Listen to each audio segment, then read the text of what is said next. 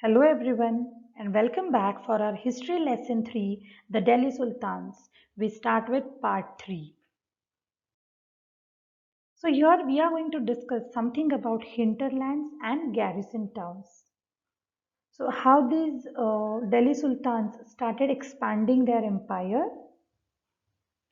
So hinterlands we'll see first. So these were the lands adjacent to the city or a port that supplied it with goods and services. So this was an area which was near a city or a port. So we can say those were the small village or town kind of places from where people could supply different types of goods and services required to the rulers or in the kingdom. So these were the hinterlands. And now, what are garrison towns? So, garrison towns were the fortified settlements with soldiers. So, garrison towns could be said to be the places where the rulers would reside, and there were fortifications done everywhere for the protection and security, and it was guarded by the soldiers from all the sides. Then, controlling the garrison towns from distant areas was very difficult due to the rebellion, wars, bad weather, that is snap fragile communication routes, or the Mongol invasions. Now, as said that the garrison towns, though they were fortified and secured areas, they were situated in different parts. So people could not, or these rulers could not control those garrison towns from large distances. Like controlling towns in distant Bengal and Sindh from Delhi was difficult because it is far away, and that is one of the reasons. And it was also difficult because most of the times there were rebellions. What is a rebellion? Some people who are going against the particular rule or a particular dynasty or a ruler. So one may be that there were certain internal rebellions also in between the family. Different times it was difficult because of the war, because some or the other ruler would invade on this kingdom, or they would have a battle going on. Important again, bad weather conditions. Because of these bad weather conditions, people were not able to communicate from this end to the other end. It was very difficult to send messages to those people, because even on the routes when these people were traveling to pass on the messages, there were other rulers, soldiers who were spying them, or due to bad weather, they could not reach on time. And yes, the most important, the Mongol invasion. We know the tribe of Mongolia, the Mongols. So they used to attack these sultans most of the times because they also wanted to capture the throne of Delhi. They wanted to be the rulers.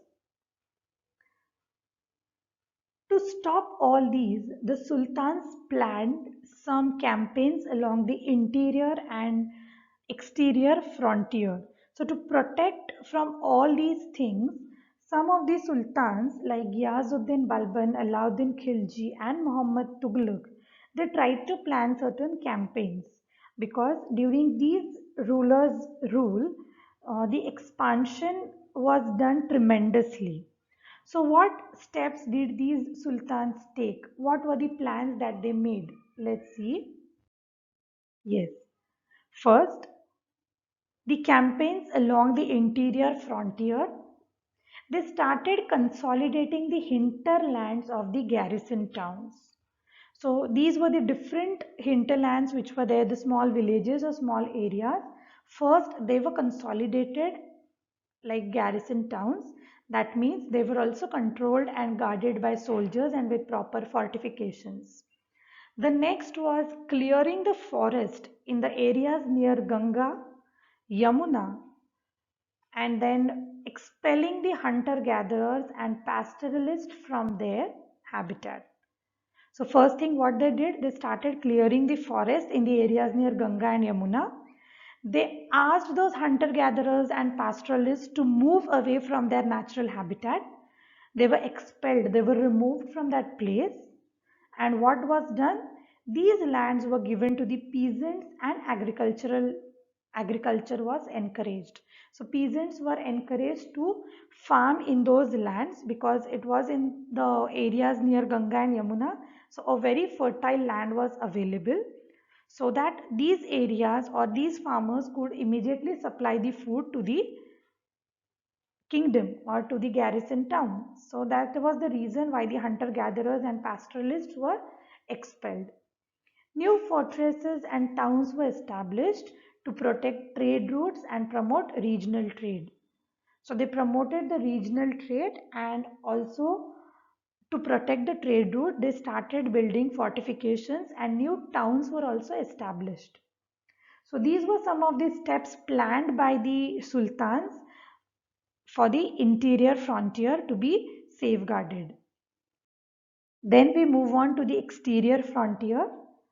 So what were the campaigns that were planned on the exterior frontier were military expeditions into the southern part of India.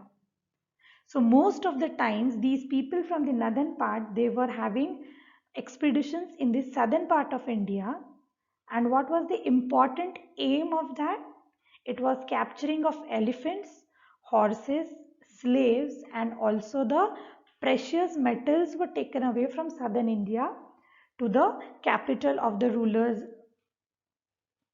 The expeditions actually started during the reign of Alauddin Khilji.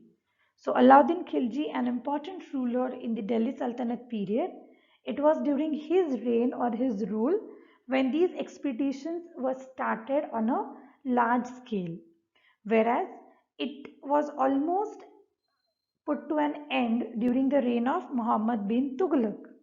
So started by Alauddin Khilji and almost came to an end during the reign of Muhammad bin Tughlaq. Now let's see few of the architectural marvels which was constructed during the Sultanate period. Now here it is the Kuwait al-Islam Mosque and Minaret. The mosque, what is a mosque? It is called Masjid in Arabic, literally meaning a place where Muslims offer their prayers to Allah. The minaret was built by Qutbuddin Aibak and Iltutmish, whereas the mosque was enlarged by Iltutmish and Alauddin Khilji. So earlier I discussed with you that Qutbuddin Aibak is credited to be of being having started the construction of Qutub Minar, and that was later completed by Samshuddin Iltutmish. So here they show us one of the minaret, and then there is also a mosque which was started by Iltutmish or which was enlarged. The space was increased, and also by Alauddin Khilji. Let's see what's next. Here we have a Begumpuri mosque built during the reign of Muhammad bin Tughlaq. As I am showing you the pictures, please try to observe the architecture or the style of construction and then we discuss about it. Yes, here it is Mot Ki Masjid, built during the reign of Sikandar Lodi, the second Lodi ruler.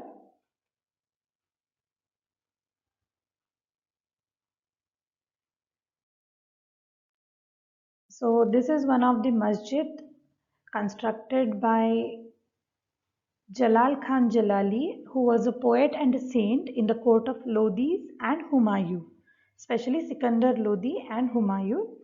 And then this is the masjid of Jamli Kamli. Now, if you have just observed few of these architectural marvels which I have presented here, these are having a similar kind of construction or an architectural pattern. There are a few more which are given in your textbook as well. I want you to go through all those things, see the architectural aspects minutely, the designing that is done minutely, and then we discuss about those when we meet for our session. So till then, bye. Take care of yourself. Be healthy. Be safe.